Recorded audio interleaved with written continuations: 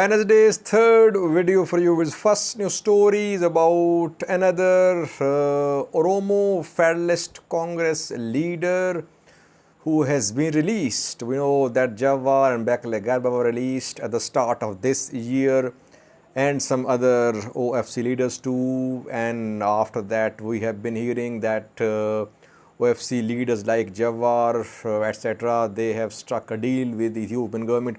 Now another OFC leader has been released.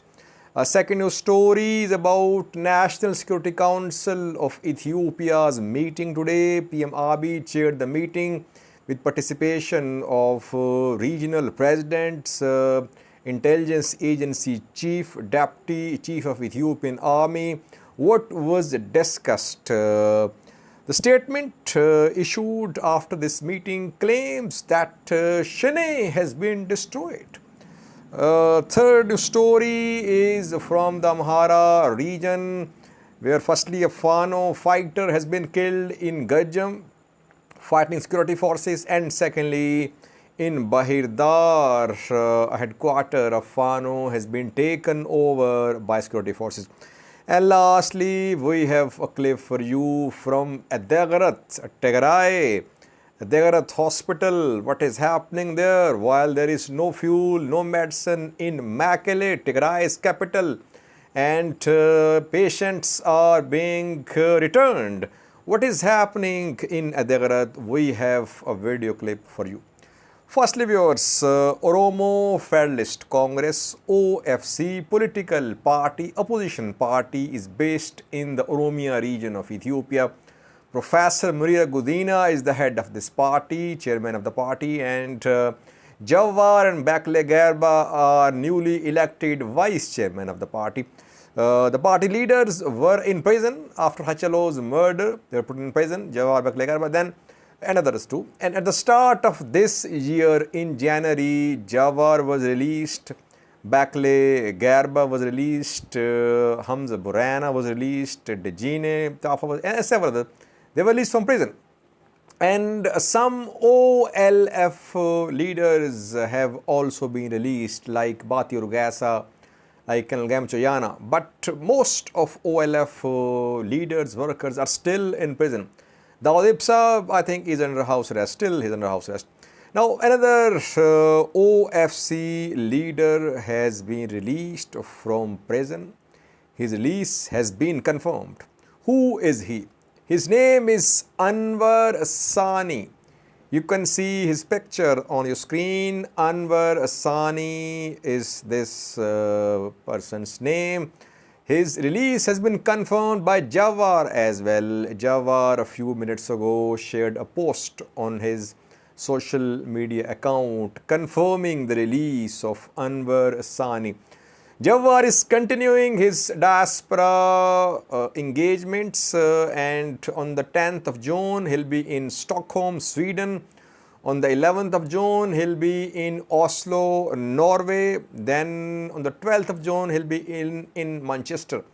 And then he'll travel to the North America. And 18th of June is a crucial day because on this day, he'll be in Minnesota, which is called Little Oromia. With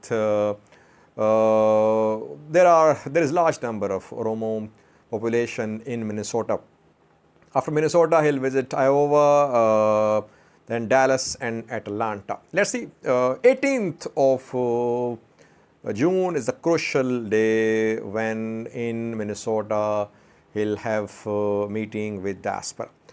Does this release of Anwar Sani mean that Abiy OFC relations are improving? And that is why perhaps OLF leader Govt Ipsa protested against the use of OLF flag by Jawar Mohammed.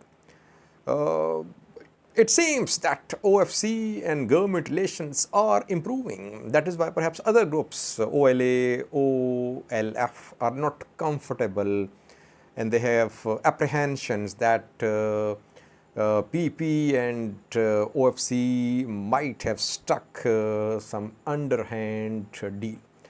Second news story is about Ethiopian National Security Council meeting, which was held today, chaired by PM Abiy, attended by regional presidents Tamaskin Terhone, Intelligence Agency Chief, then Abebo Tadase, Vice Chief of Staff of Ethiopian Army as well. What was discussed? At the end of this National Security Council meeting, a statement was released. The statement claims that the operation which was started in the Oromo region of Ethiopia was very successful.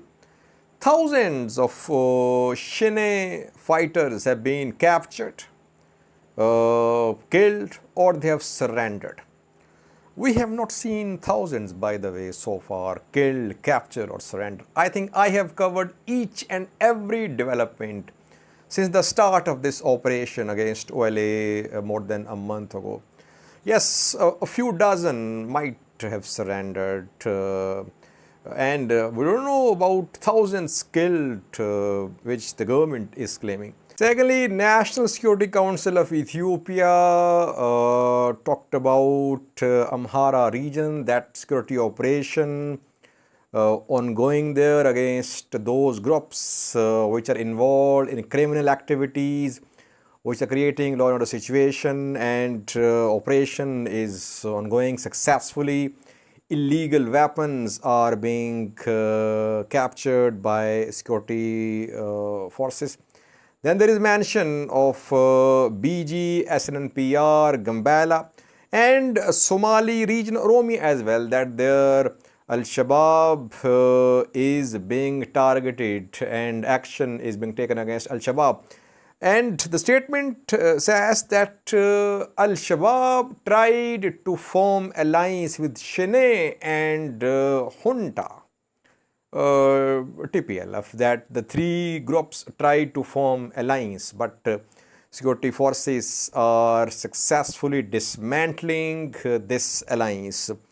In Addis Ababa, the statement says that some forces are trying to attract international attention and trying to create a law and order situation, but action is being taken successfully. And last, religious institutions have been urged that they should not be part of any creation of conflicts. So, National Security Council of Ethiopia is saying that security situation in the country is improving, that OLA has been destroyed. Fano, not named in this statement, but it is being implied that Fano is being dismantled too. I just want to share one observation. Before the start of operation in Amhara, operation was launched in Oromo against OLA.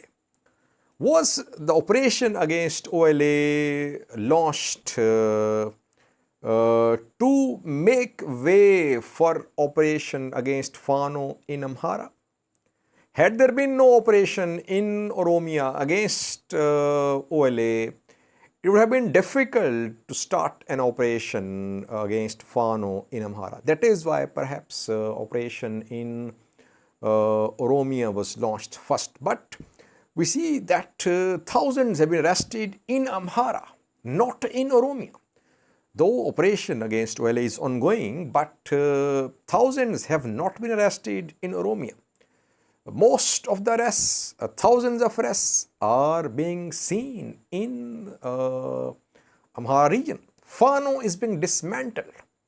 Was operation against OLA a cover-up just to prepare ground for operation against Fano in Amhara region?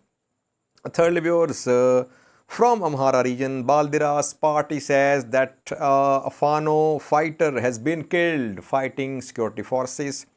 Baldiras of Skandanega says that security forces killed this Fano fighter. His name is Meseret Bale. He was killed in Gajam East, Gajam zone. In East Gajam, we know that around a month operation is going against Fano.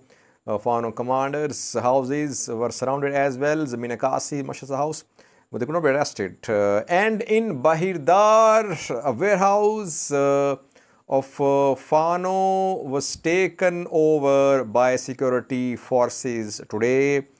This warehouse is situated at Ethiopian Square in Bahir Dar city. Security forces have taken over this office. And lastly, we have a video clip for you from Adigrat, a city of Tigray. In previous videos, we talked about either Rafale Hospital of Makale. Yeah, there is no electricity there, no medicines, no budget, no transport. What is happening in Adigrat, close to Eritrea? What is the situation at Adigrat's main hospital? We have a video clip for you shared by some Tigray-backed news sources. Tigray TV, in fact. Thank you for watching. Keep on living like this. Patients cry as they hear there is no medication to relieve their pain. This is heartbreaking. Chief Executive Officer of the hospital, Adigrat, says that the primary hospitals in the area have all been out of service as they were looted and destroyed by the invading Ethiopian and Eritrean forces, leading to the overcrowding of the hospital. Around 5 primary hospitals in our area have been made totally out of service as they were destroyed by the Allied forces. Our hospital is now almost out of service due to lack of supplies. As a human being, watching another human die in agony due to lack of medicine is excruciating. The patients and medical professionals say the world is doing little to nothing to help avert the health catastrophe in Tigray. They say that the international community needs to take a decisive action to stop the deaths of millions. I don't think the international community is paying attention to our sufferings. They need to put their words into action as